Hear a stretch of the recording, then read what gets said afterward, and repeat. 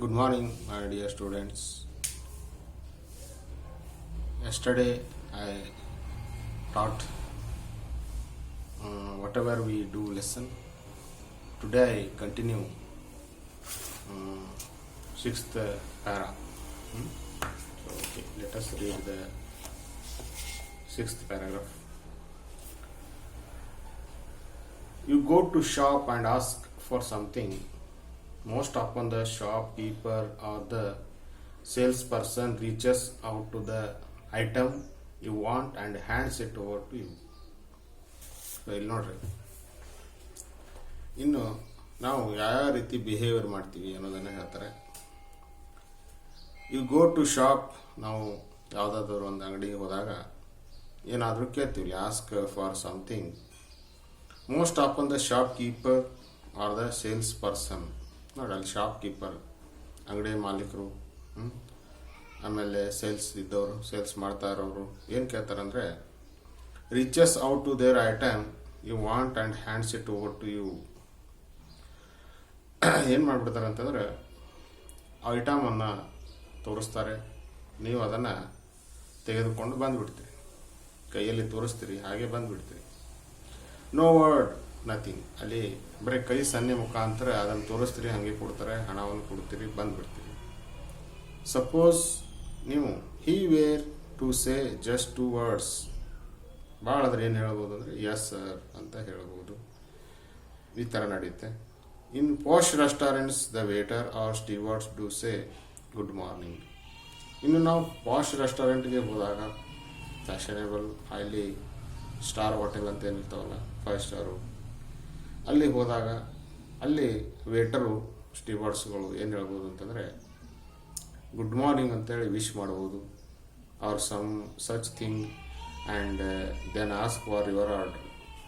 ಆ ಥರ ಕೇಳಿ, ಆ ಥರ ವಿಶ್ ಮಾಡಿ ಏನು ಆರ್ಡ್ರ್ ಮಾಡ್ಬೋದು, ಅಥವಾ ನೀವು ಆರ್ಡ್ರ್ ಮಾಡ್ತೀರಾ, ಅವಾಗ ಅವರು ಆರ್ಡ್ರನ್ನ ತಗೋತಾರೆ. But have you noticed how the waiters behave in the most of our restaurants. ಇನ್ನು ಕೆಲವೊಂದು ಕಡೆ ವೇಟರ್ಗಳ ಬಿಹೇವಿಯರನ್ನು ಕೂಡ ನಾವು ನೋಡ್ಬೋದು. In spite of the fact that the food and ambience are quite good. ಇನ್ನು ಕೆಲವೊಂದು ಕಡೆ ಫುಡ್ಡು ಒಳ್ಳೆಯದಿರುತ್ತೆ, ಆಂಬಿಯನ್ಸ್ ಅಂದರೆ ಪ್ಲೇಸ್ ಇರುವಂಥ ಒಂದು ಪ್ಲೇಸ್ ಆಗಿರ್ಬೋದು, ಕ್ವೈಟ್ ಗುಡ್, ಒಳ್ಳೆಯ ರೀತಿ ಇರ್ಬೋದು. They usually come and stand near you expecting you to place the order.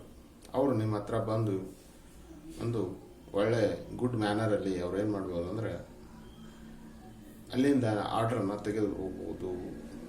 Suppose they say just 2 words yes sir, ಅವರು ಕೂಡ 2 ಮಾತುಗಳಲ್ಲೇ ಮುಗಿಸಿಬಿಡ್ತಾರೆ. ಅಂದರೆ ಯಾವ ರೀತಿ ಆ್ಯಕ್ಷನ್ಸ್ ಇರುತ್ತೆ ಅನ್ನೋದನ್ನು ಇಲ್ಲಿ ಆಥರ್ ಅವರು ಹೇಳಿದ್ದಾರೆ. Next 7th paragraph. Doctors treating patients can make their jobs much better if they choose to talk nicely to their patients. ಇನ್ನು ಹಾಸ್ಪಿಟಲ್ ಬಗ್ಗೆ ಹೇಳ್ತಾರೆ, ಡಾಕ್ಟರ್ಸ್ ಟ್ರೀಟಿಂಗ್ ಪೇಷಂಟ್ಸ್, ಡಾಕ್ಟರ್ಗಳು ಪೇಷಂಟ್ಗೆ ಟ್ರೀಟ್ ಮಾಡುವಾಗ ಅವರು ಕೂಡ make their job much better, ತಮ್ಮ ಒಂದು ಕಾರ್ಯವನ್ನು ಉತ್ತಮಪಡಿಸಬೇಕಾಗುತ್ತದೆ. If they choose to talk nicely to their patients, ಅವರು ತಮ್ಮ ಒಂದು ಮಾತನ್ನು ನೈಸಾಗಿ ಮಾತಾಡಿದ್ರೆ ಅದು ಏನಾಗುತ್ತೆ ಅಂತಂದರೆ ಅದು ಬೆಟರ್ ಆಗುತ್ತೆ ಅಂತ ಹೇಳ್ತಾರೆ. A word here or a word there, ಒಂದು ವರ್ಡ್ ಹೆಚ್ಚಾಗ್ಬೋದು, ಒಂದು ಹೆಚ್ಚು ಕಮ್ಮಿ ಆಗುತ್ತೆ. ಇನ್ನು most doctors are serious or even stern.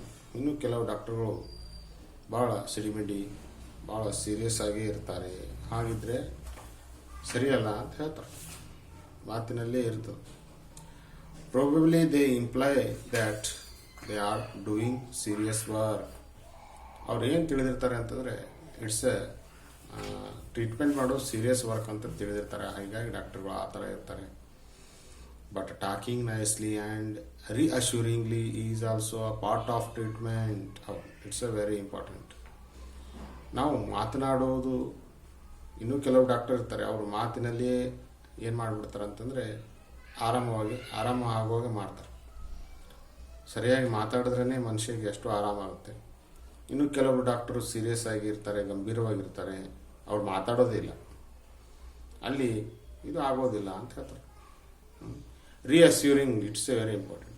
ಒಬ್ಬ ಪೇಷಂಟ್ ಆದವನಿಗೆ ಇದೆಲ್ಲ ಬೇಕಾಗುತ್ತೆ. ಒಂದು ನಂಬಿಕೆ, ಒಂದು ಮಾತು, ಒಂದು ರಿಅಸ್ಯೂರಿಂಗ್ ಅಂದರೆ ಒಂದು ನಂಬಿಕೆ, ಭರವಸೆ ಅಂತ ಏನು ಹೇಳ್ತೀವಿ, ಅದೆಲ್ಲ ಬೇಕಾಗುತ್ತೆ. ಅದೆಲ್ಲ ಇರಬೇಕು. Is also a part of treatment. This is the part of treatment. Talking nicely and reassuring is very important when we are teaching, where doctors were treating, isn't it? Howdalwa? It is said that a couple of friendly words, ಏನಿಲ್ಲ ಒಂದೆರಡು ಮಾತುಗಳನ್ನು ಆಡಬೇಕಾಗತ್ತೆ. That a couple of friendly words, friendly ಆಗಿ ಒಂದೆರಡು ಮಾತುಗಳನ್ನು ಆಡಿದ್ರೆ ಎಷ್ಟೋ ಆನಂದ ಆಗುತ್ತೆ. From the doctor, or even a